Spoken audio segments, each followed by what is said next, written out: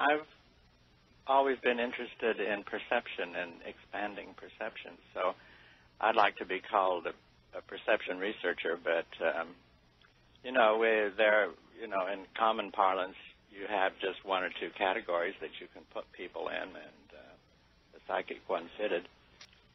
Earlier on, when I was working here in New York with Cleve Baxter, I'm sure you've heard of him. Of course. The plant guy. Yes, of course. We were talking about the speed that these perceptions take place with. They're really fast most of the time.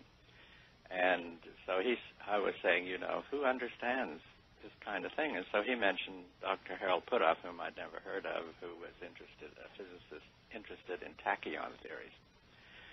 So I eventually wrote him a letter, and he called up right away and was interested because he had made a proposal to find new ways of looking at information transference amongst people and things, and it just turned out that my letter sort of fell into that category. So that's how this began, and he was working at SRI, the Stanford Research Institute. Stanford. Mm-hmm. Eventually invited me out there to talk and what we call play around, and that's how we came together.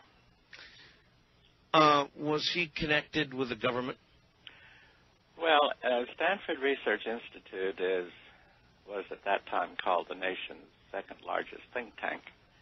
And the scientists there actually, SRI itself didn't really fund much research, but it invited top-notch researchers in and gave them rooms and typewriters to work with and things like that. But they had to go out and get their own money and their own projects.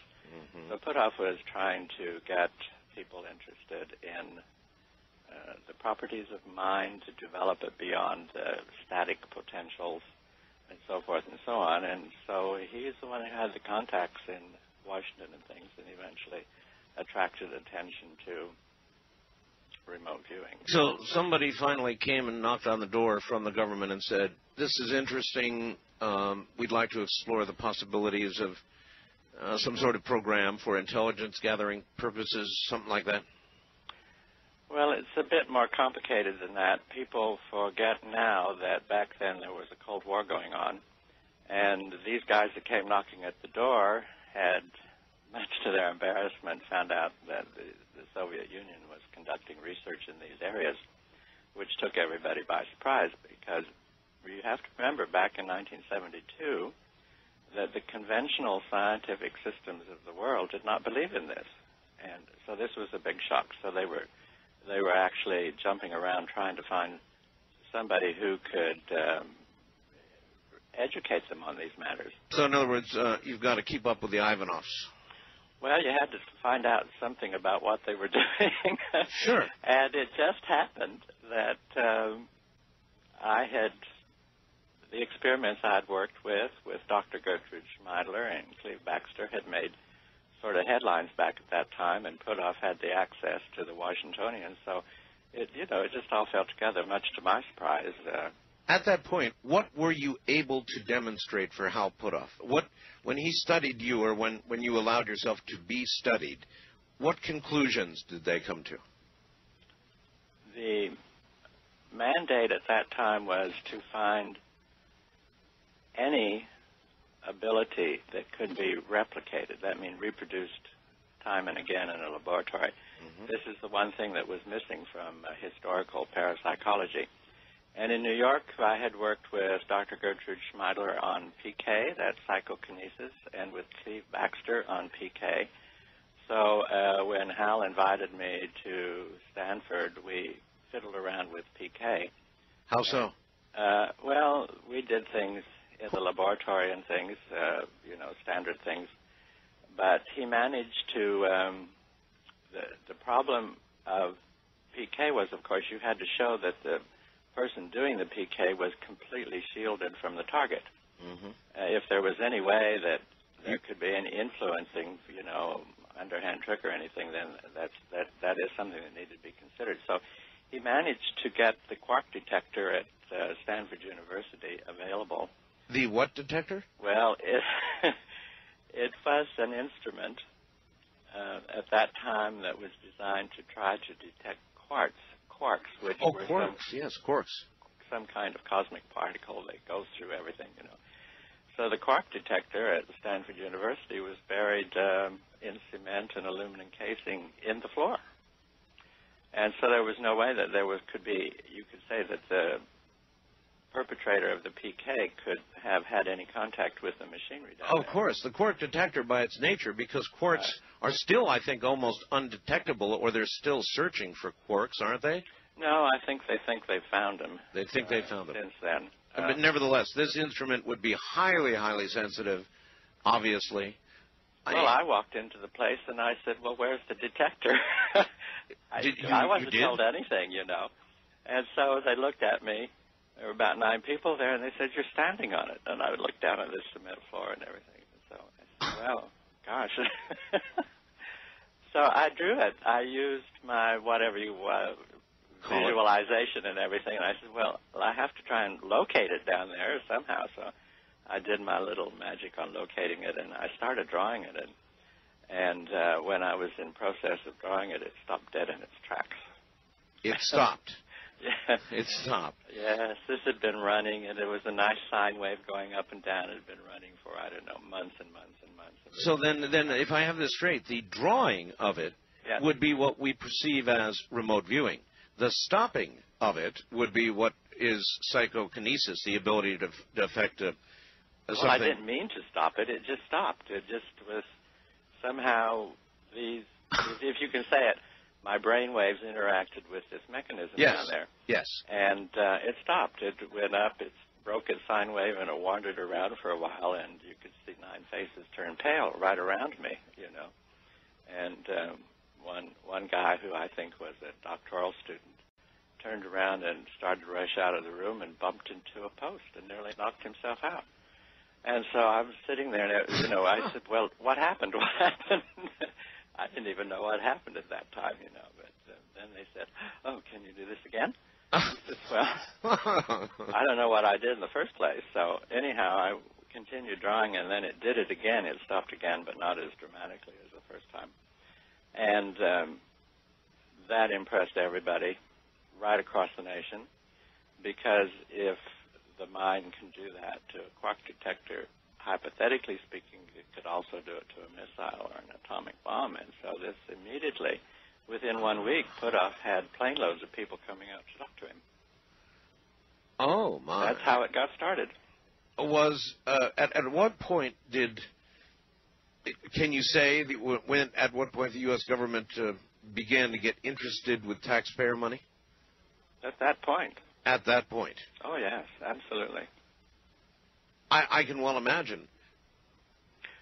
Were you? Well, I mean, you know, the evidence coming out of the Soviet Union was quite dramatic. You know, I mean, part of the evidence said that they were trying to train people to knock out other people mentally at a distance. You know, and so this kind of thing gave substance to that, meaning that could be possible. You know, so is that possible, Ingo?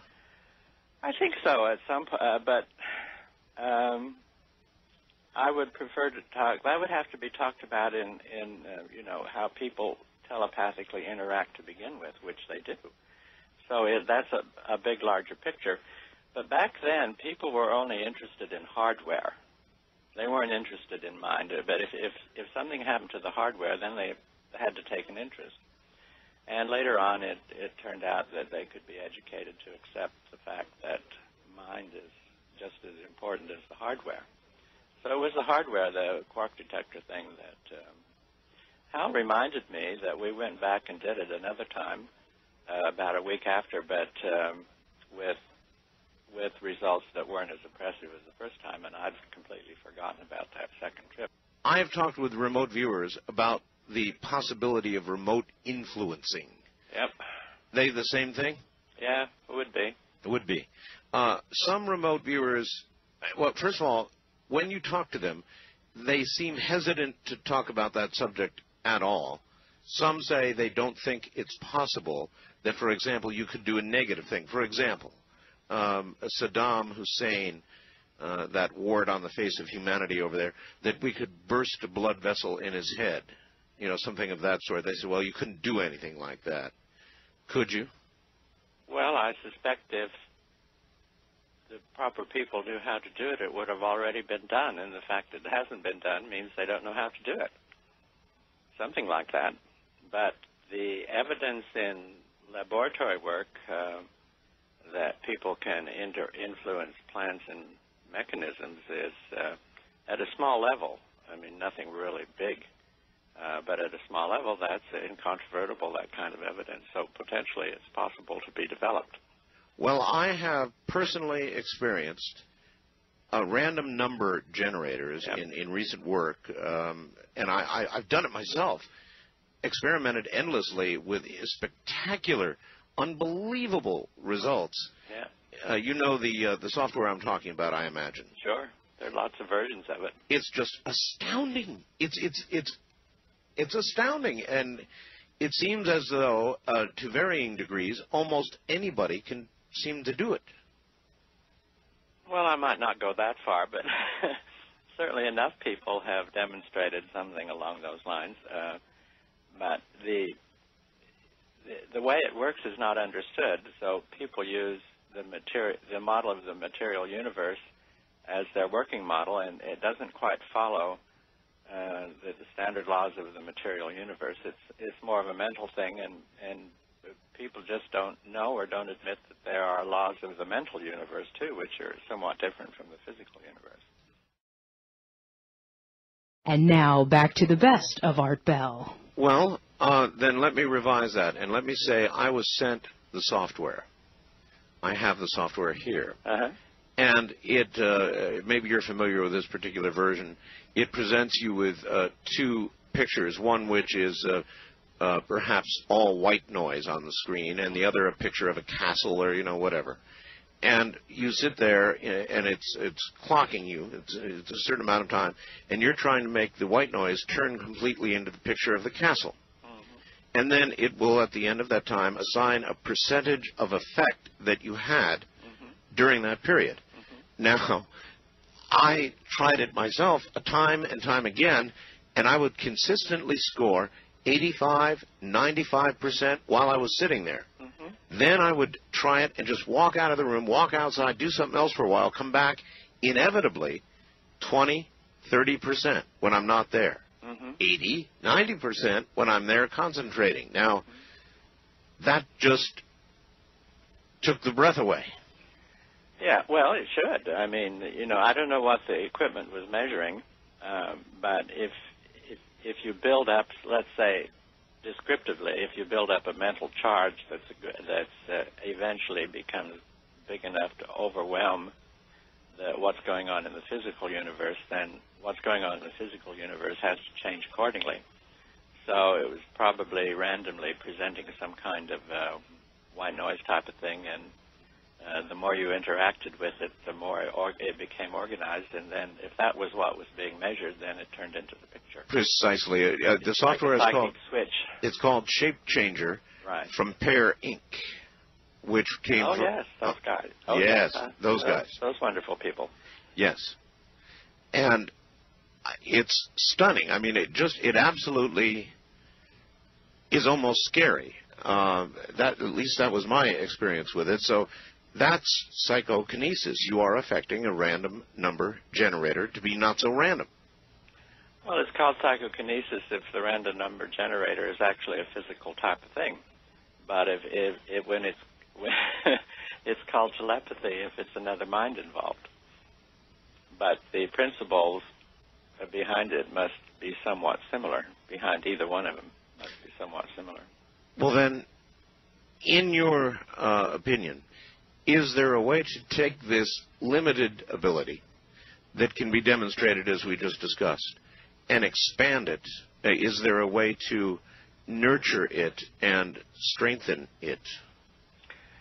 Well, there's the old adage that practice makes perfect. But, in fact, I don't know of any experiments that have gotten this thing together so that it could be considered as a threat thing. It goes on in labs all the time, but when people would be, for instance, assigned to try to burst a blood vessel in somebody's head, then it doesn't quite work that way. There are other things that apparently interfere with it. That's what I've heard. Now, what does that suggest about the nature of the universe? Well, it suggests that we don't know enough about it. And, in fact, the nature of the universe, what is known in the conventional sciences as the nature of the universe, is, in fact, only the physical part of it, not the other part. I mean, you know, life can't really be explained completely by matter because, as it used to be thought, because matter, it's now known that matter is just a congregated form of energy to begin with. Mm-hmm. So there's a big field out there called energetics, which people don't really know too much about. Dr. Bill Tiller is one of the people that works with this kind of thing, and of course he finds it very hard to sell his book. Yes, if these abilities, if you want to call them that, get to the point where they get to be strong enough that they could be interpreted as a threat value, then that becomes a different matter entirely. You're not going to believe this. I'm hearing again some other broadcast or discussion underway way behind us. Really weird, Ingo. Well, somebody's eavesdropping on this and using a frequency that's quite near that radio station, so it's bleeding back into your system. Well, that just doesn't happen, at least not normally. Not here, believe me. All right, well, how did you feel about the development of the specific discipline of remote viewing that the government did? Well, Puthoff did it. The government didn't do it. Puthoff did it for the government. But he did it based on studying you to a large degree. Yes, that's true. So, but see, that's what I don't understand. You're a natural at this. How did he translate your apparent natural ability to a discipline that could be developed into a program? Well, this is a long story, but basically... It's a long radio program. I have to say something now that probably a lot of people would be irritated with, but we didn't... You see, you have to consider the realities of the clients, in this case, the government agencies. Mm-hmm. And you have to consider actually what it is that you think you're working with. And so what Puthoff and I did was decide that whatever psychic perceptions consisted of, that they did consist of perception. So it didn't really matter if the source of it could be called psychic or not. The stuff to work with were the perceptual processes in a human being. Mm-hmm. So we converted over to perception studies rather than psychic studies. And there's an enormous, even at that time, there was an enormous literature about perception, and it was quite well understood scientifically that perception can be expanded by simply working with it. And in fact, when he and I put together our first proposals, we did it from the angle of perception because, there were going to be oversight committees and all kinds of people inspecting this, and you had to show why one would be justified for looking into this kind of perception. So we used perceptual studies, and in fact, it turned out several years later that what we were doing was increasing perception. The parameters of perception, and so we just eliminated the word psychic from it, and so forth and so on. Perception equals intuition? Perception equals anything that you can perceive. And, of course, you don't even need to call it intuition. It's only intuition if it's not based upon physical types of things, Well, is it for the regular person, the regular Joe walking down the street? Every now and then, fairly intuitive people will have a very strong feeling about a decision that looms ahead in their life, an intuitive feeling. Is that what we're talking about? That's the construct of processing information to the point where it becomes perceptible. If that person didn't have high-stage perceptual factors working for him, then they wouldn't experience that kind of thing. As opposed to logical deduction. Right. Now, in considering perception, you have to understand that it can be closed down. I mean, there are all sorts of processes that can be used to limit a person's perceptual faculties. So if they can be closed down, such as in hypnosis and brainwashing and all kinds of social programming and things like that, these things can be reduced from their functioning. If they can be reduced from their functioning, they can also be expanded. And that was the principles that we went forward with, was perceptual studies. In other words, how far could you take it? Yeah. Apparently far enough to get funding to go for 20 years now. Yes. We were all shocked. You had to produce results, though, really fast, so it wasn't just merely hypothesis. You had to put your results where your mouth was eventually. Well, you did that, right? Or it was done. It was done, yes. It was done. One thing that I have never understood, and to this very day do not, is that the remote viewing, when we saw Ted Koppel, it was to announce we had been doing it for 20 years, but guess what? We're not doing it anymore because it doesn't work. Well, 20 years is a hell of a long time to decide something doesn't work. Oh, dear. Actually, when you think of the larger societal picture and the balance of powers and the secrecy that goes on with everything, would you want to have high-quality remote viewing admitted as workable? No. No. I was told behind the scenes as early as 1973 that even if I was told in secret or in confidentiality, that even if we did succeed at demonstrating something along these lines at Stanford, that eventually it would be obliterated because if something like that becomes good enough, then it's a threat potential against everybody's closely guarded secrets. And so, but at that time during the Cold War, you noticed that the program was closed down almost immediately that the Cold War was over with. That's right. Well, okay. Supposedly, yes. Yes. So this kind of development wasn't needed anymore because the American effort was a response to the Soviet effort, and when the Soviet effort collapsed and went away, then there was no need for it anymore in America. So now a publicity program had to get going saying, yes, we looked at it, but it didn't work, and hoping that the 20-year period wasn't noticed. Well, I ask every remote viewer the same question, and that is, if remote viewing really works, and they had to say it didn't work, then wouldn't it be logical to conclude that it's still going on, and probably even at a higher level, and almost every remote viewer says, no, politics killed it, and I just refuse to believe that. If it really works, then we're still doing it.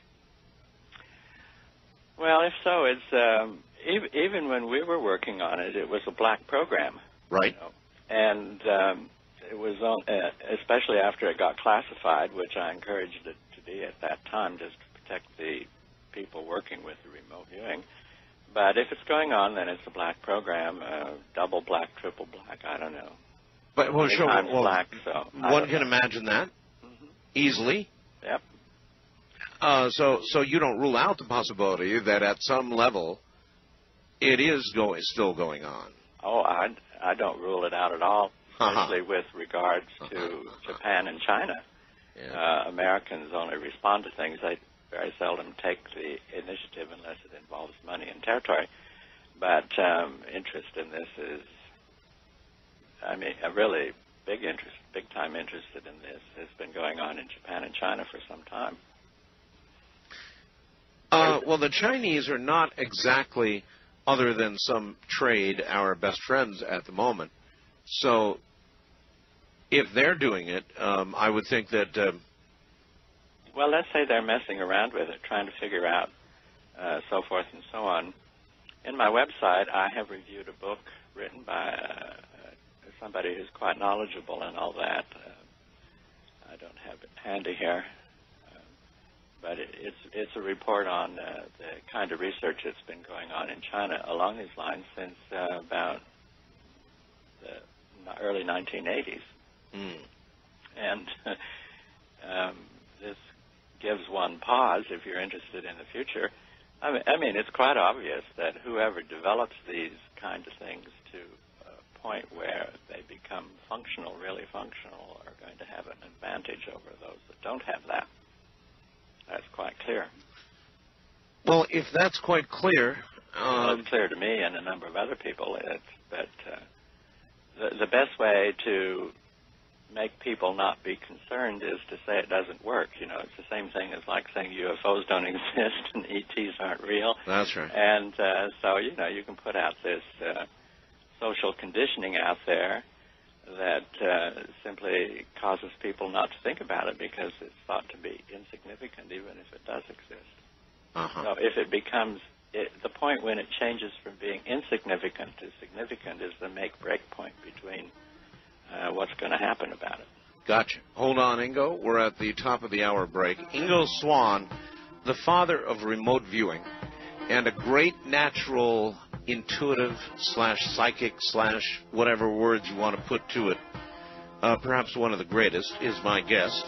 And you know, if you work in that system, those systems, these are chains of command. Oh, sure. And one of the things that we came to grief over was these chains of command sent down that you're supposed to research this and that. And I would say, well, there's no use doing that because it's not going to result in anything, and I refuse to do it. And were these bureaucrats? Oh, they were bureaucrats. They were military people. But, there's chains of command everywhere, and people that are putting up money like to get what they think should be done. But, I'm not going to sit around and waste my time just trying to fulfill a mandate like that when it's real to me that it's never going to get anywhere. So in other words, put simply, a few times, you told them just to get screwed. Well, I left SRI about 5 times. Five times? Over this issue. And I said, I'd really rather go back to New York and write a novel and try to earn some money or something, and I'm an artist. I just as well take this time and paint. Well, I once got fired by a boss 6 times. Yeah. So there you are. Ideas of your own. In other words, avenues of research that you wanted to pursue that they were not interested in. I would take it to mean that. Well, it had to be one. You see, in the early 70s, the only frames of reference that most people had for these kind of things were drawn from science fiction. Nobody sat around and read boring parapsychology periodicals and things like that. So they had these science fiction ideas, and that's what they were thinking they were working with. And I says, well, we have to change that right away. In fact, I once gave a presentation in a place I don't even think I should mention here, and say you can't get anywhere if you're going to think of this in terms of science fiction. You have to think of it in terms of real phenomena, and real phenomena are acting differently from how these things are presented in science fiction. So, did you scare the people you worked for? Sure. I didn't set about to do that, but for instance, all through 1973, 72 and 73, people would come from Washington to talk with Puthoff, but they wouldn't want to talk with me. They wouldn't even eat lunch with me because they were afraid I could read their minds. Could you? Well, sometimes. And I said, well, what can I do about this? So I had to eat lunch alone. I had to go to this little cheapo cafeteria while they sat in the dining room over there and talked about me. Well, that's going to engender some resentment right there. Well, I don't care. To hell with resentment, If there's going to be resentment, everybody's supposed to row the same boat on a project, right? Sure. And if they don't do that, I'm going to go watch the grass grow somewhere. Well, remote viewing, for example, finding a weapon system in a foreign country, yes. That's one thing. Drawing it, perhaps locating it, but sitting down at lunch or any other venue with somebody and essentially reading their mind, that's... Oh, I mean, these chains of command are just terrified of telepathy. And, I review that situation in my book, Penetration, which it's just they're terrified of it. They don't want telepathy, and they're quite content to talk about it in a model of mind-to-mind thing that actually doesn't work. So they're, if and it's irrational, I mean, most minds aren't worth reading to begin with. Well, but it's not really irrational. In every, excuse me, but science fiction movie I've seen in which telepathy was the subject, inevitably the telepaths were hunted down and killed like dogs. Yes, human history has a history of doing just that. Yeah, sure. Once we burned witches, but I really can understand why that would be the reaction of somebody who would be terrified that you would be reading their inner thoughts. I mean, that is a terrifying thing for most people. It's not just their inner thoughts, it's their secrets. Their secrets. Their secrets, and it's just one of the realities out there as to why you see, the whole field of psychoenergetics has never been really researched, because if you permit research into it, if you give funding for it, our program at SRI was called Psychoenergetics because it was an energetics, studying the energetics of information transfer between things and people and so forth and so on. And people were so afraid of telepathy, I said to Puthoff, well, we can't use this word anymore because, that's like waving a red flag before a bull. So we eliminated the word telepathy and a few other words too. But yes, if telepathy could be made functional, then everybody on this planet has a problem. And if it can be made functional between Earthlings and extraterrestrials, then you can. This is, this is upsetting the entire Earth frame cultures. Are you a natural telepath? Oh, I don't know. Well, yes, you do. I don't really. I think that, another book that I had that self-published called Psychic Sexuality. I mean, people pick up sex vibes like mad from each other. And this has never been researched because it opens the door to the greater realm of psychoenergetics, And it's just, no, as long as there's secrets and preferred information and a power structure that where the power is collected at the top and not distributed very fairly down throughout the rest of it, these power structures don't want this because power is has enough problems. If you introduce telepathy into it, then it really becomes problematic. Oh, yeah. The whole structure is supported by secrets. Yep. So we couldn't have an end to secrets, at least not and survive it. Secrets, deceit, and lies. The world is... we could have secrets, but it simply means that they'd become accessible and could be used for proprietary access to formulas and places and what people are actually doing. What people are actually doing at the top of these power structures has nothing to do with what the other people down below think is going on. Do you still have to eat lunch alone a lot now? Well, what was John Alexander's question again? Well, it was, could they really have a double or triple black secret program without you? Sure. They had them before me. They can have them after me, too. Yeah, exactly. Post Ingo. So then we should imagine it's certainly possible they have something going, and if they don't, then they're not paying proper, careful attention to national security. That's right. Absolutely. Now, why won't any of the other remote viewers say that? Inevitably, almost to the one, they say, oh, no, there's no program going on now. Politics killed it. It was an embarrassment, all the rest of it. It's dead. I guarantee you there's nothing going on now. That's what they say. Do they lack imagination? Well, as you know, I don't like to talk about other people. Well, this is a general thing. But this is an issue, right? Well, it is, yes. People interpret reality from with their personal frames of reference. And if they don't have frames of reference that can incorporate this kind of thing, then that's how they function, you know. And if, for instance, you know, if they use the parapsychology frame of reference to try to understand these things, this is the wrong frame of reference. You have to use frames of reference that involve perception and receptors on the human body that receive different kinds of information and things like that. So this is a problem in perceptual information processing. And it has nothing to do with these few terms that have become popular but actually don't mean anything because they're the wrong frames of reference. So people that say these things, I'm very appreciative of the American genius that occupies a great part of these chains of command, you know.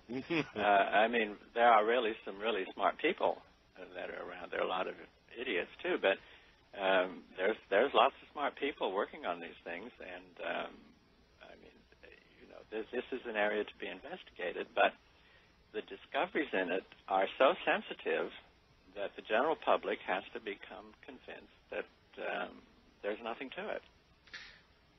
But it's the exact opposite, isn't it? I've got a lot of faxes here saying, you know, Art, I've really always wanted to know. I'm just not 100% convinced there is even such a phenomena as remote viewing. Is there any question whatsoever in your mind but that remote viewing is an absolutely true discipline, that it's real?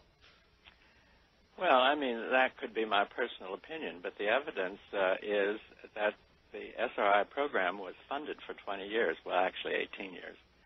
And if there was no reality here, then that funding would have stopped the second year, right? One would certainly think so, yes. Oh, no. One has to know that. I mean, people don't run around and pour money into something that doesn't work. I mean, that's are you making our whole system. No, wait a minute. Are you making that statement about our government? Anybody. That they don't pour money into things that don't work? Right. If they know it doesn't work, then they don't pour money into it.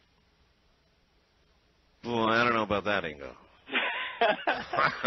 Well, I mean, things. You know, I know you pour millions of dollars into developing toilet seats and hammers and things like that. That's right, they do. But I'm not talking about that kind of thing. I'm talking about in 1973.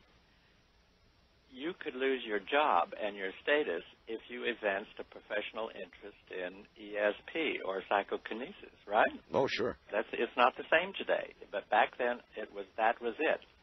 And in fact, the greatest worry of the executives that took the decision to support our program was how they could cover their asses against this accusation of dealing in irrationality.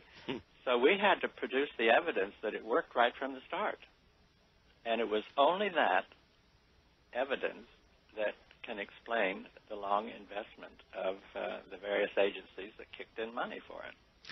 What do you think explains the sudden Nightline program and the revelation of the whole program to begin with? In other words, was this about to leak out anyway? Was there some threat that was looming that caused them to come forward and say, guess what we've been doing and now we're not doing it? What brought that on? The CIA has only volunteered to go public on something 3 times in their history. And the discrediting of remote viewing was one time, and it was completely unexpected at that time. Yeah, but they do everything for a reason. Yes, but you have really to look into what those reasons might be, you know. And in my mind, anyway, one of those reasons was that they didn't want to ever have remote viewing connected with anything extraterrestrial, because you put those two things together and you have a developing situation that these chains of command don't exactly know how to manage from the get-go, okay? So apparently the situation had gotten to a point where there were so many freedom of information inquiries and things like that those people took the extraordinary step of disclaiming it. Are you telling me then that at some point in the program, and maybe you'd like to tell me at what point in the program, the people involved became aware of more than just terrestrial information? Well, actually, I think it was Pat Price. You've heard of him, haven't you? I've heard the name. Yes, he was one of the early people that worked with Hal and sometimes with me. I think it was him who first enunciated the location of I put it a human extraterrestrial cooperation base, something like that. And oh my, really? Oh my, yes. And can you imagine the bells that started going off? Oh, absolutely. A human extraterrestrial cooperation base. Yes. The location thereof. Mm-hmm. I told Pat Price, I said, gosh, I don't think you should tell anybody about this. But, do you know where I live? But Pat Price was, yes, I know where you live. You know where I live? Was stubborn too, and he went ahead and talked about those things, even unofficially, And he had a good reputation, He was a police officer. And, would I regard that location as a neighbor? No. No. Is the location you're talking about still a classified matter? It's been, well, I mean, it never even got to the point where it needed to be classified. I mean, you can just wipe this away without even classifying it. That place is not there anymore. That I know. Not there anymore? No. Are there other places that are there now? Oh, yes. I mean, I've just finished reading 2 books. One of them is the Soul Catcher. Oh, The Catchers of Heaven. Yes. By one Michael Wolff, who's talking about them like mad in his book. Well, all right, back down to Ingo Swann after that last little bombshell. I would like to ask Ingo just exactly how much do you know about human extraterrestrial intercourse, intellectual or otherwise? Well, 50% of what I know is I put in my book, Penetration, the question of extraterrestrial and human telepathy. That's right. It's called penetration, isn't it? Penetration. That's what secrecy's all about, man. Keep it from being penetrated. This is your latest book? No, I had written a number of books which no publisher would touch with a 10-foot pole. So eventually, I decided to publish them myself, Mm-hmm. I mean, I think the things that I've experienced and learned, I should put them in print somewhere. So. And your latest book, is it self-published as well? Yes, Penetration is self-published. And then I went ahead and did the Psychic Sexuality book, too, because this is another, I mean, it's very hard for you to think that anything can be covered up about sexuality. But indeed it can. And it was a good way to show how the entire field of energetics is covered up, too. So I published that one, too. All right, then give us just a sort of a 101 on human ET contact. Is it extensive? Has it been going on a long time? Are there a lot of bases? People have a lot of questions about this, Ingo. Yes, I know they do. The only thing I can do is, many years ago when I was working at the United Nations, I came across a book called Spacemen in the Ancient East. And I wrote to the author, who's, I'm sure, deceased by now, and carried on a correspondence with him, and he had tracked the historical story of ETs coming to Earth. And then he wrote a book called Ancient Astronauts in the West, Ancient Astronauts in Israel, And, it just went on and on and on. And I said, good heavens, you know. And the thing about this book is that this guy learned 9 languages in order to read original texts and things like that, and he gave the references. Now, more of Coast to Coast AM. So I checked out some of the references, and they were there, you know. So this is a well-researched document. He couldn't get his books published in the United States. He got to be quite famous in England and in Europe, and especially in Italy for some reason. But there was one version of Spacemen in the Ancient East published here in the United States, and then after that, no publisher would take his books on, and he wrote about 10 of them. Mm-hmm. So, you know, I said, well, why is it that these books won't get published in America? Mm-hmm. And at the bottom line, they're just too revealing, right? I mean, you know, they say the right things. They do the right history. They document it and everything like that. So I said, well, there's some kind of cover-up going on here, you know. I mean, powerful people do have control of book publishers. And so that started me off in the 60s on this kind of interest, and that was before I started doing experiments in laboratories on ESP and PK and things like that. First-hand knowledge in this area, Ingo? Yes, I do. It's really strange. That's okay. This is the home of strange. This is the home of strange. Yeah. Well, in 1975, I found myself invited into a very strange remote viewing thing. When the whole story of that is the first part of my book, Penetration. And it turned out this was really, really strange, the way it went about and things. But it turned out that the guy involved was very obviously part of a larger system having deep concern in extraterrestrial matters. He wanted me to remote view certain locations on the moon, of all things. Mm-hmm. So I did that. And then he kept asking, while we were doing this, it took about 3 days in an underground installation somewhere.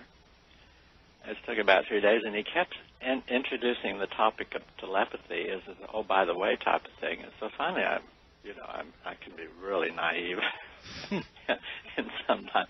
And it took me about 48 hours to say, this guy's not interested in remote viewing. He already knows what's on the moon. He's interested in the telepathic thing, you know. And so I said, come on, you guys have a problem, a telepathic problem with ETs, don't you? And, of course, that blew the cool of everybody. And I had promised not to talk about this for 10 years. For 10 years? There was no paper trail of this project and anything. But what had happened was I briefly got on the inside of this super-duper secret thing of dealing with ETs. And it turns out I didn't play my cards right. If I had played my cards better, I could have probably been taken into the whole thing and become a lifetime project, you know. What is on the moon, Ingo? Stuff. And them. And them. Their stuff. It's not our stuff. Well, there has been, when you think about the U.S. space program, yes. The manned space program particularly, yes. Over 30 years ago, we went to the moon, and we've never gone back. That's right. Nor have we gone anywhere else with men. That's right. And a lot of people have been really curious about that, and I know they talk about money and they talk about a lot of other things. And I've interviewed a lot of astronauts, Ingo, and when you ask them about their time on the moon, walking on the moon, they give you really strange answers. Like, you know, they'll say, well, you know, it's funny, but when I think about it, the entire experience was surreal, and we've asked specific questions about, like, did you see this or did you see that? And there's sort of a stutter-step hesitation, and they'll say, no, but it could have been there, and I could have not seen it. I was in such Did they go that far? Yeah. Yes. I've never heard anyone go that far. Yes, I have. Well, you're on the pulse of things, and I'm not. Even people like Neil Armstrong, the first guy to set foot on, has made some very intriguing statements with regard to what could be ahead of us, the fantastic things that could be ahead of us, and I don't think he's talking about the International Space Station.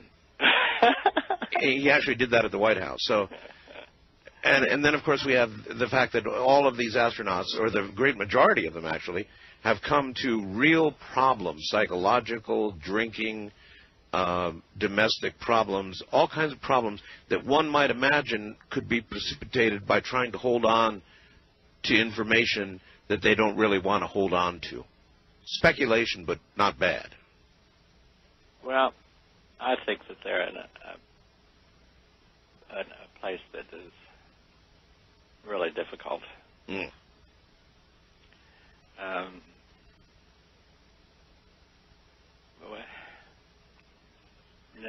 Let's say if there's stuff on the moon that isn't ours, then there is a real problem.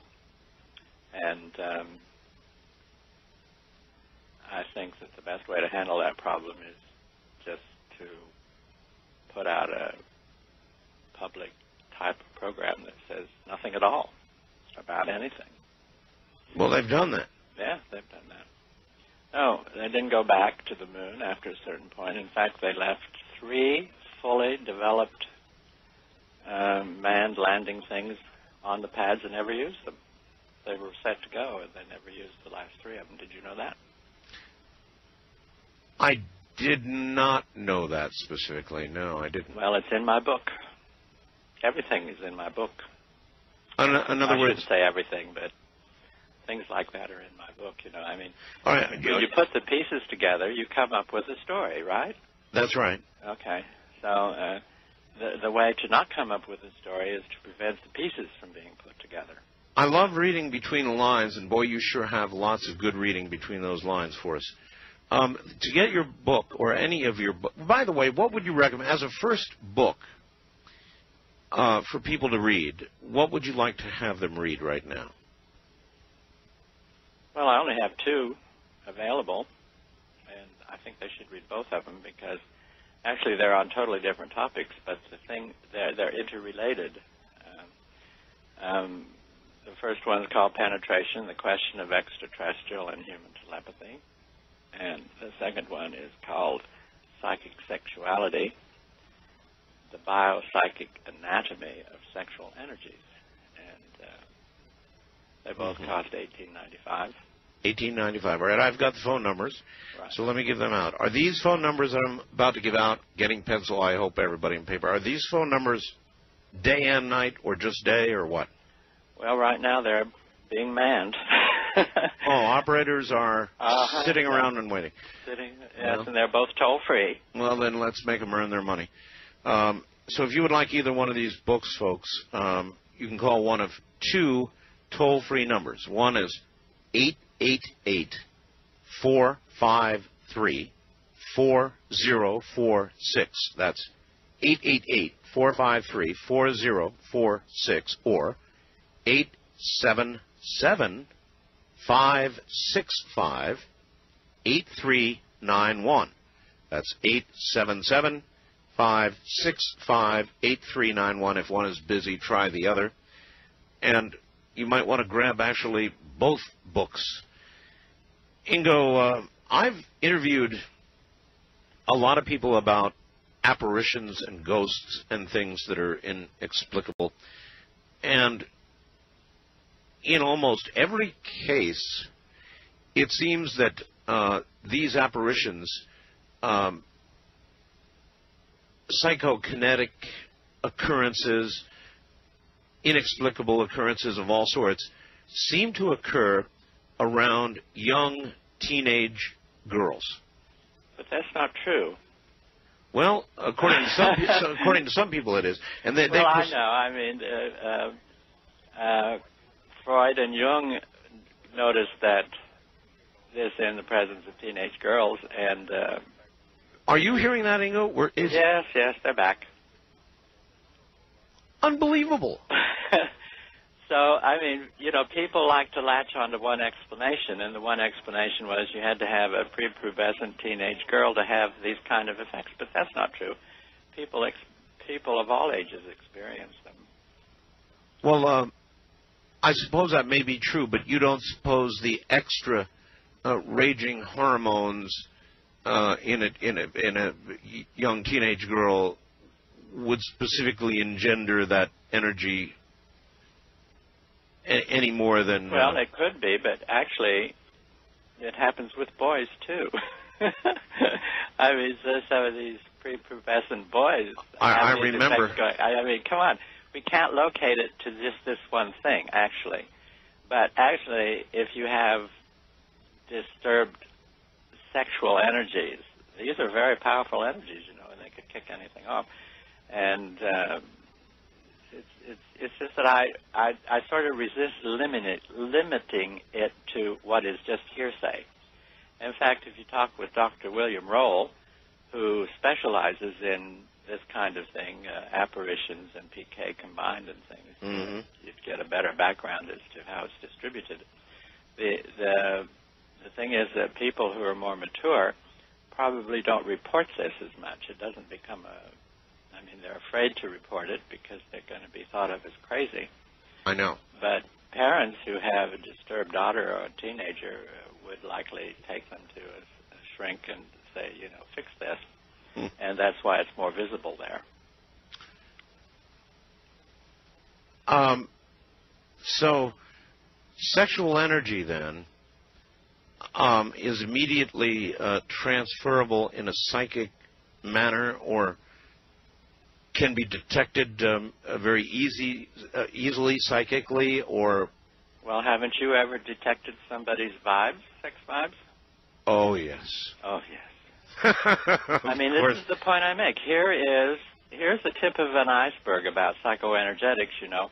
If there's one thing that can't be accounted for in materialistic terms, and that same thing can be picked up by just about everybody, it's sexual energies. And it's just, this is the one common thing that most people share in common, but it's never been researched. In fact, researchers who've embarked upon it have usually been burnt at the stake, so to speak. Well, wouldn't most medical doctors say it's something that's given off, what do they call them? Hormones? Pheromones. Pheromones, thank you. Well, I mean, for many years, the conventional scientific establishment denied the existence of human pheromones. That's true. That's true. And it's only right now that I'm beginning to see articles, you know, I subscribe to science periodicals and things. But now it seems okay to think that humans do have pheromones, especially in the armpits. The armpits produce these things. Really? So if you sniff armpits, you can sniff pheromones. And I mean, I have a Science News here that says this, you know. And so, I mean, you know, you have to, what you read is not the truth, usually. And so you have to have a big input from a number of different sources to get a bigger picture of these things, you know.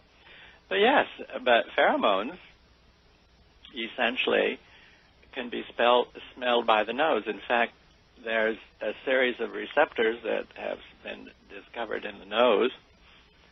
And I happen to have this list of recently discovered receptors, and at the top of it is receptors in the nose, sensing systems that smell emotions, and that can identify motives, sexual receptivity, antagonism, and benevolence. Well, how do we delineate, though, between the attraction caused by armpits and the brain? I don't know. I mean, I don't know everything. But the fact is that the nose does more than smell smells. It smells emotions. And fear. And fear, yeah. You know, and these were all called forms of ESP before. But in fact, there are physical receptors in the nose that do this. So you have to depart from what was thought in the past and find out what's being discovered in the now. Ingo, you know, one of the great interests in my life has been the concept, the idea of time travel. And I have been told by many, if not all, the remote viewers, that remote viewing, the present, is only one of the things you can do. That, in effect, time travel or viewing into the future or into the past is equally possible. Would you agree with that? Hypothetically, yes, but there's evidence for that. And in fact, do you mind if I review some experiments at SRI? Oh, not at all. Go right ahead. One of the persons that was being a subject out there was Hella Hammond, who is a really wonderful lady. And she was doing, this was back in the early days when the Puthoff and Targ were doing outbound experiments that were called outbound remote viewing experiments. And this was, they would get 6 sealed envelopes, and they'd have to drive 2 miles from SRI and then use their calculator to randomly select one of these targets and open the envelope and go to that place. And the subject back at SRI at a given time was supposed to describe the place they were at, right? Right. Did you follow that? Sure. So I had done a series of those and got tired of doing them, and so they got Hella Hammond and a couple other people to try this. And Hella was very good at this. You know, she was really terrific, but she was also a stubborn person. And one day they came in, and she was, I know she told me that she didn't want to do the experiment because she had an appointment having to do with getting a show of her photography at Stanford University. So I says, well, I don't know what to do about it. It's up to you. So I left them alone, and pretty soon Puthoff and Targ came running into my office and said, Hella says she already knows what the site's going to be. What are we supposed to do? And I says, well, have her tell you what the site is, you know.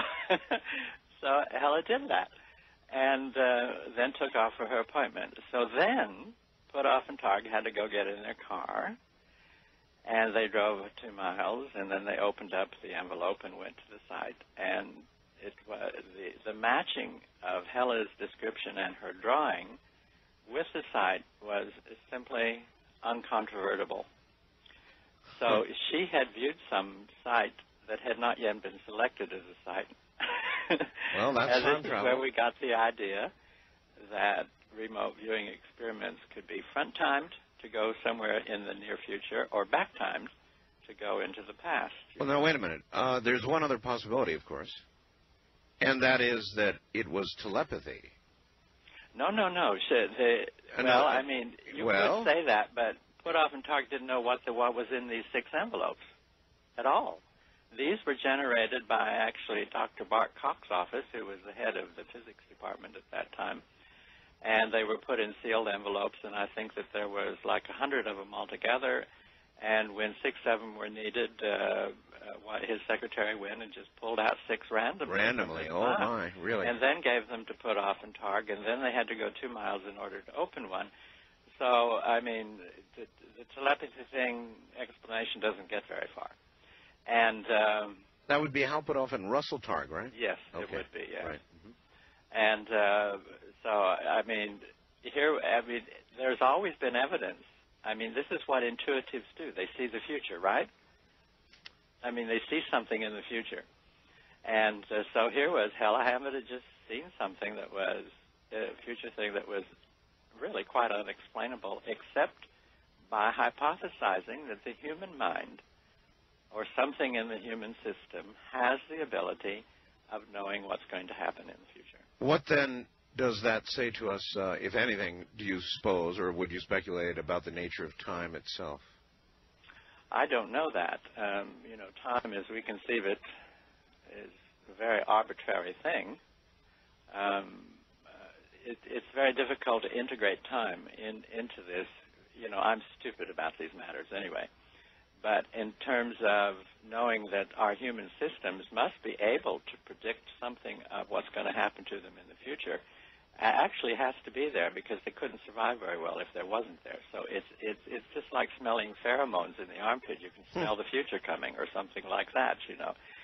And time doesn't seem to matter because time is just a series of numbers that are arbitrary. Except the implication of all this is that if you can be aware of what will occur in the future, reliably so even, yes, then we are but marionettes acting out the preordained. Oh, no, we're much more than that. We are extraordinary sensing systems whose sensing potentials and capabilities are not confined to the present. We can sense things in the past and in the future. We are sensing systems. And any life form that's going to have very much going for survival has to be able to sense beyond the present. And you've got to understand that what we call the present, the now, although it seems really big to us, is but a flickering moment between the past and the future. You bet. That's all it is. And so you have to think of time streams. You don't need to think in terms of past, present, and future. That something is streaming, and we're part of that streaming. And so, I mean, we have to know certain things. I mean, even in materialistic sense, you know, we have to understand what's happening physically and project from that what's going to happen physically. Then there's no reason that the mind can't do this too. Then could it be changed? In other words, could you view a future event and then change that event by your action? I think so. I've managed to actually do that about 3 times in my life. Really? Oh, yeah. Involving what? Well, some people were going to do things that I didn't think should be done, and I had no way of stopping them except to will it. And in fact, it did not get done. Except to will it? Yes. Oh, my God. Well, now we're back to the remote influencing. That's right. You see, you can't think of these things as separate things, like in parapsychology, clairvoyance, telepathy, PK, retrocognition. They're not separate. So forth. They're not separate. Mm-hmm. They're all part of us as super-duper sensing systems. How do you feel about the ethical questions that are obviously hanging all around this? Ethical and moral is relative to what people are thinking are ethical and moral, right? Yes. And if you're a fine, upstanding human sensing system, you would probably like to manage this in beneficent and procreative ways. Mm-hmm. If you happen to be a scumbag, then you might manage them differently, right? So this is all relative, you know, and what's relative cannot really be brought into the picture until you understand what these relativities are being relative to. Well, if you're not an ethical person, you might precipitate procreation, but it would be a sidebar. Well,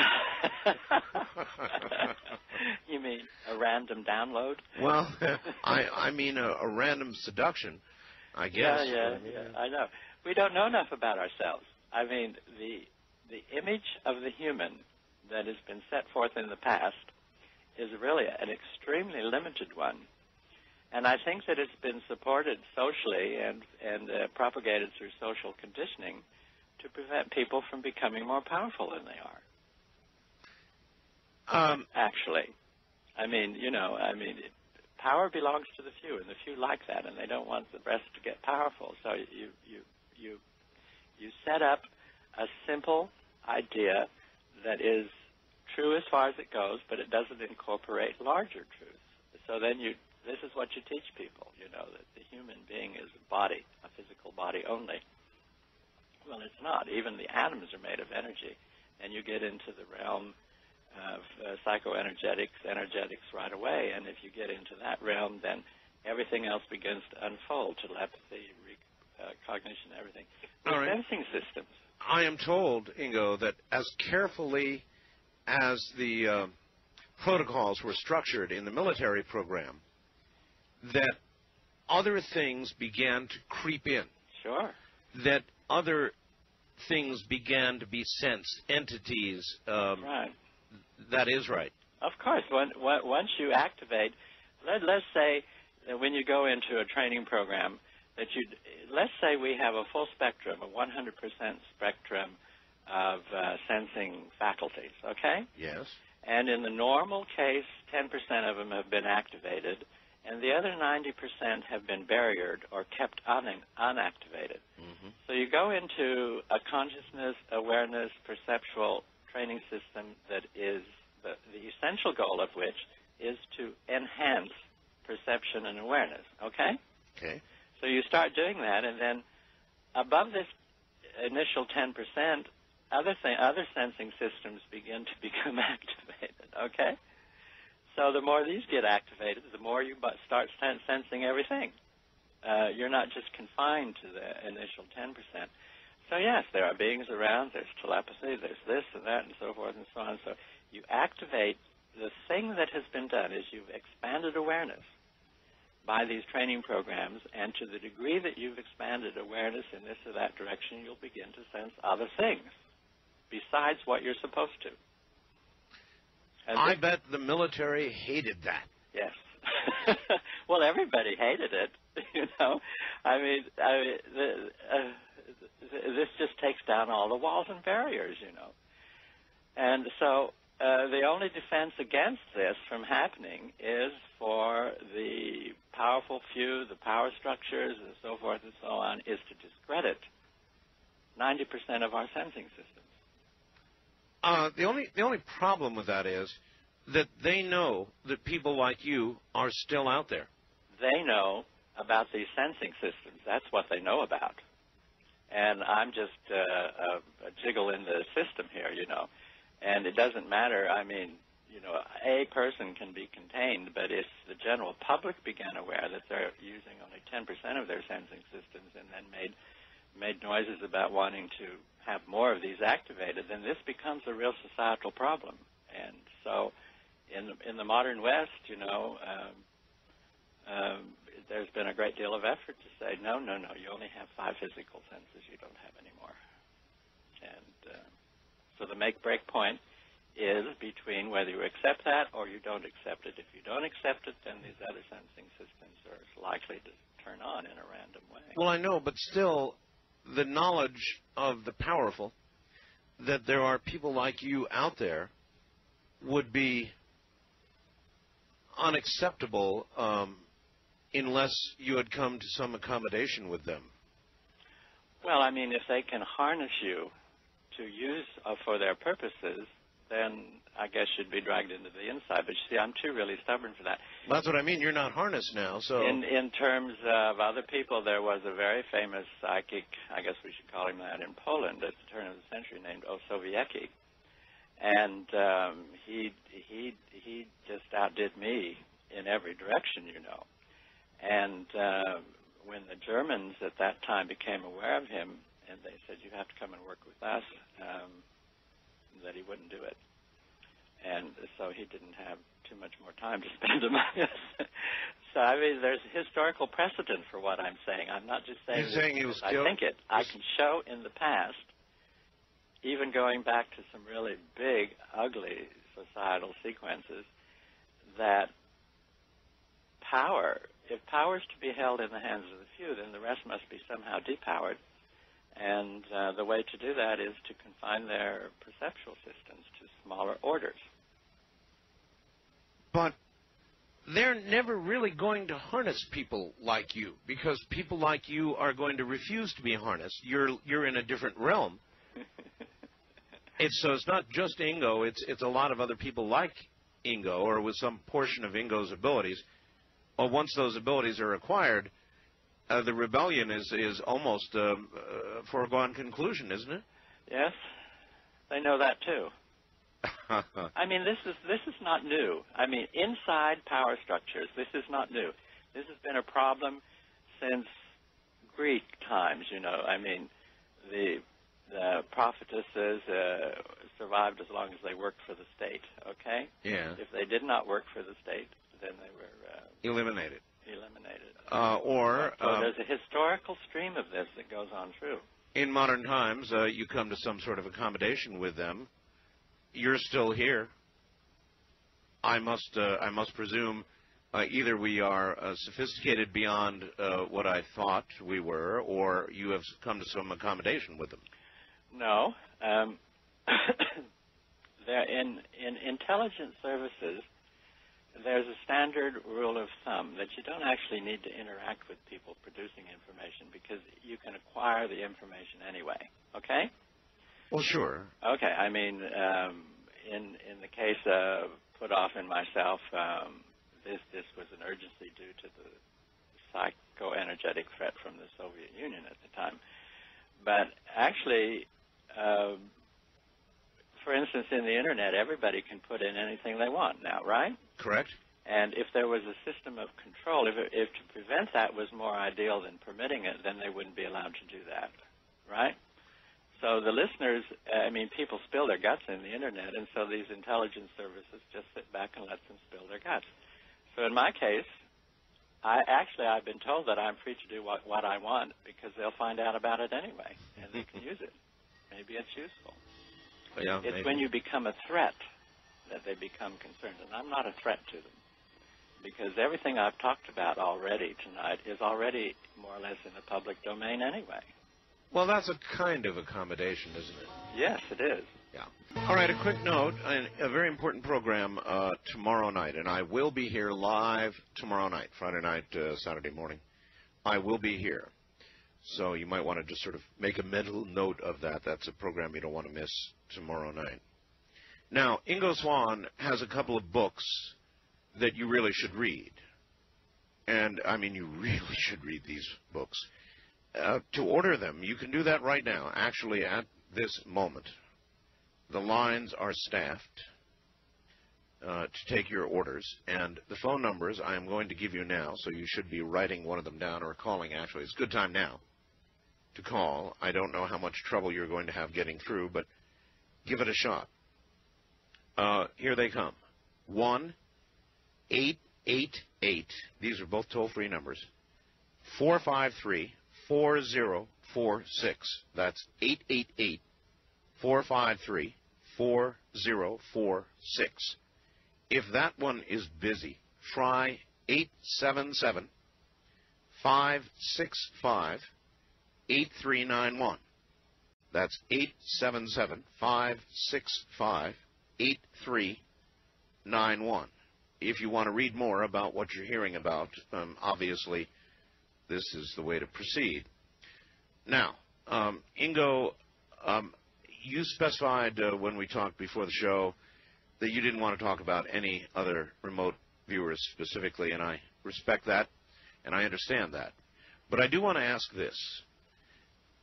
There is an incredible amount of dissension, backbiting, angst, difficulty between many of the remote viewers. What do you attribute that to? Well, it's an extension of what goes on in parapsychology itself. If you think there's dissension somewhere, you should get into the middle of parapsychology. And I've discussed this with Dr. Charles Tart, for instance, who is a well-known parapsychologist and everything. I mean, why is there this dissension? Yes. And he admitted he didn't know. But, you know, parapsychology does not enjoy full scientific acceptance, so there are no boards or committees that are established to sort of keep this dissension under manageable control. And there's certainly nothing like that in the open field of remote viewing either. So you have people doing what they do, you know, trying to claim territory and things like that. My position is, in terms of the general public, that any remote viewing is better than none at all, because even bad remote viewing you learn something from.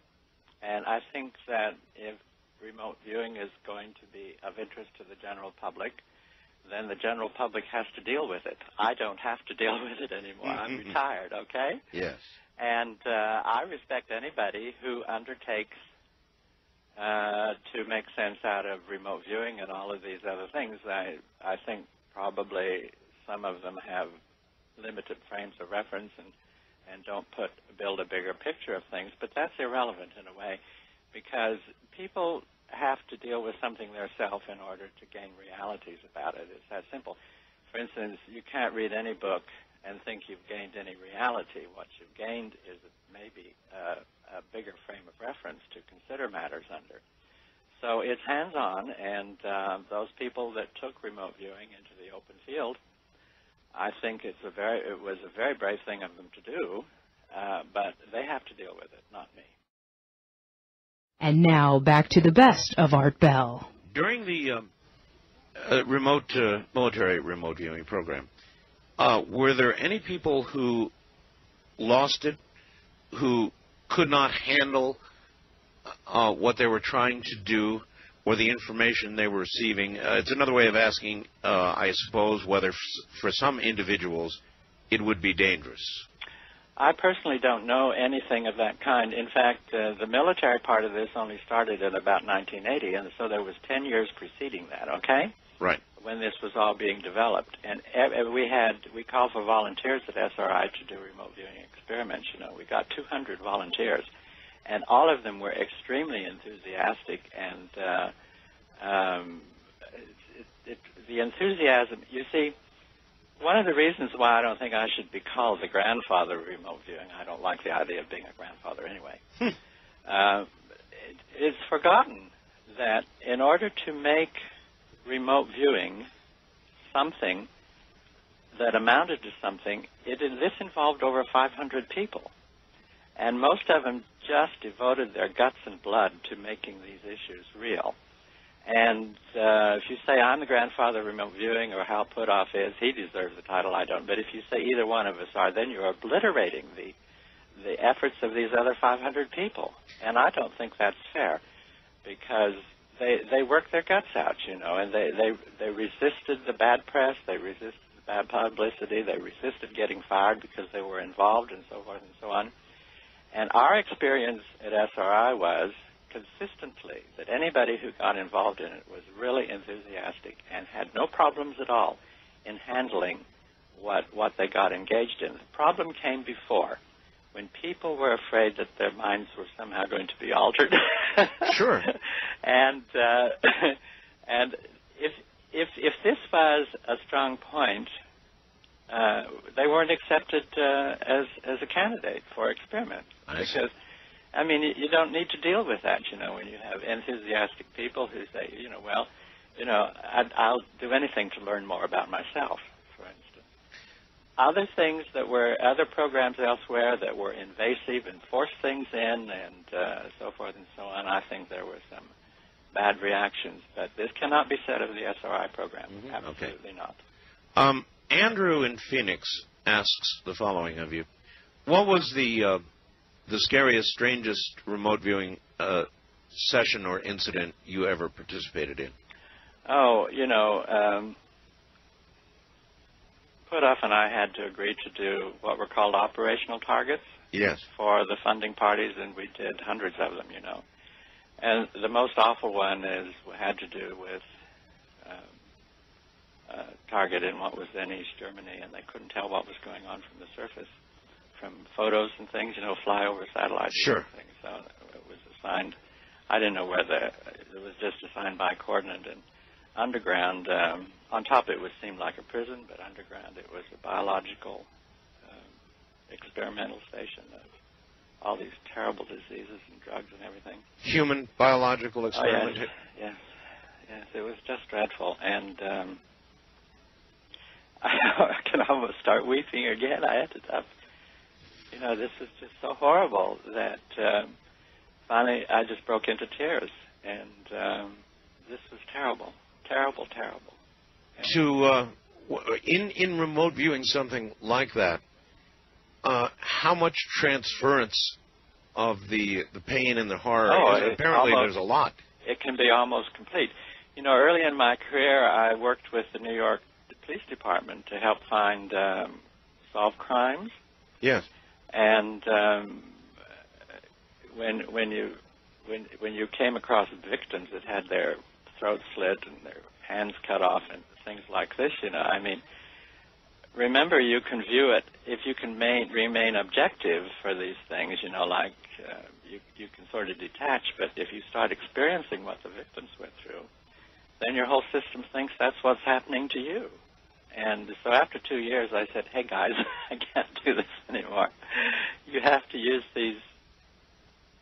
At that time, there were 3 female psychics in New Jersey who could tolerate this. And I said, you have to use them. I can't do this anymore. I'm not built that way. Huh. And even though I had a background in biology, I used to draw autopsies at the Salt Lake City General Hospital while they were being done and things. But there you remained objective. You didn't sense the sensations and so forth and so on.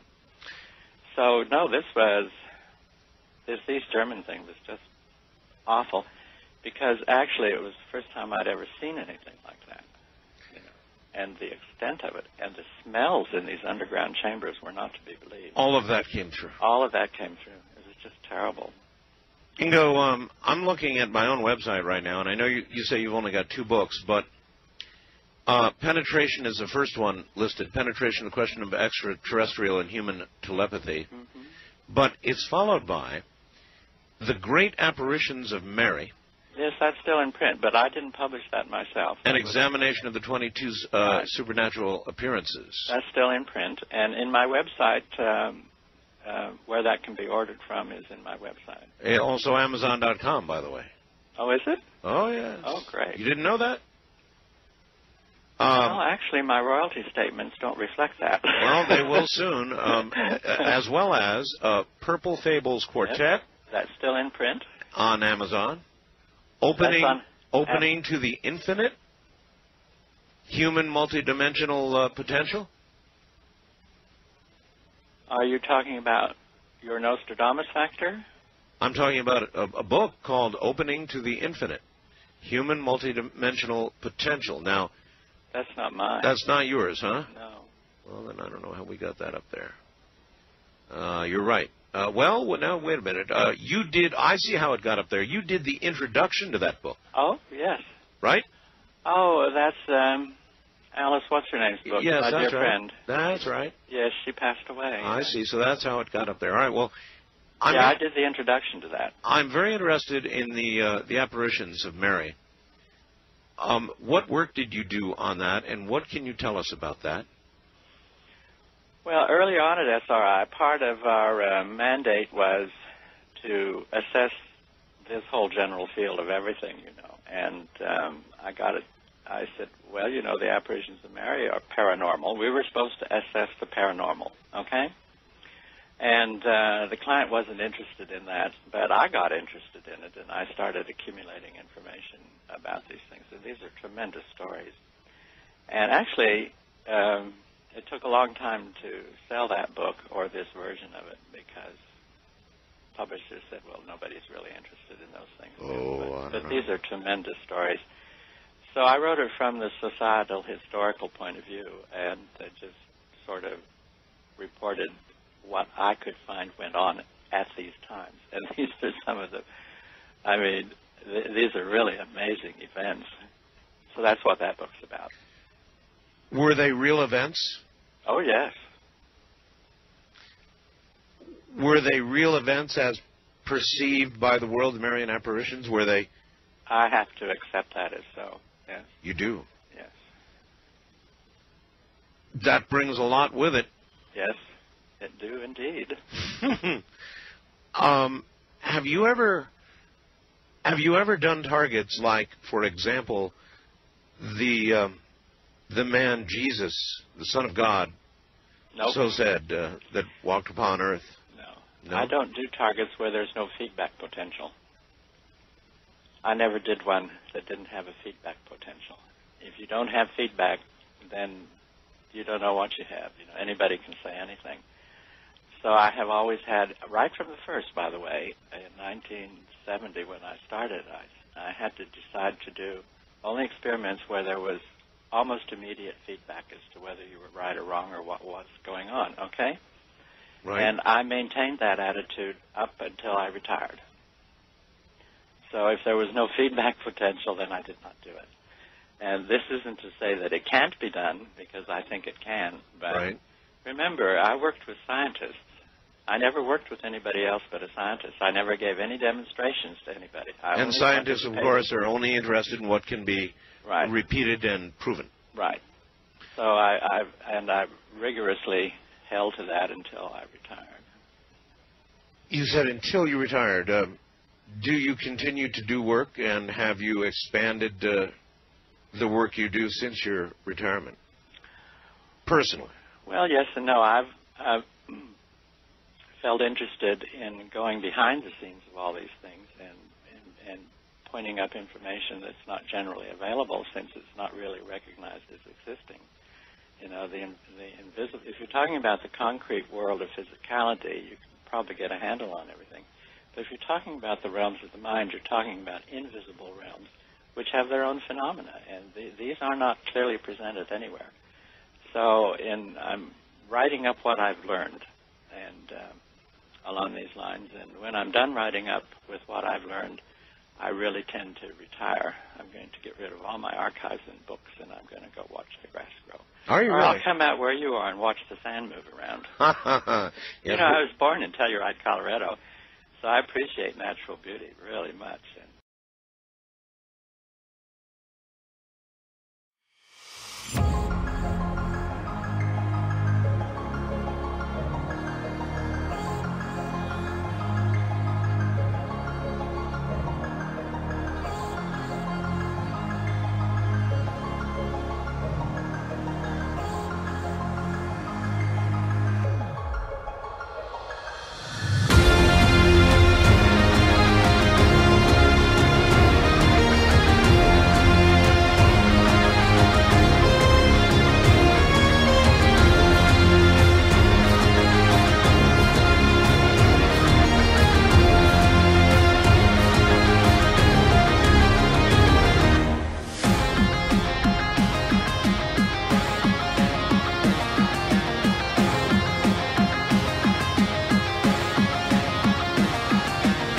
May you go with light and light within. This has been a message from the Galactic Federation of Worlds. Conduit closing.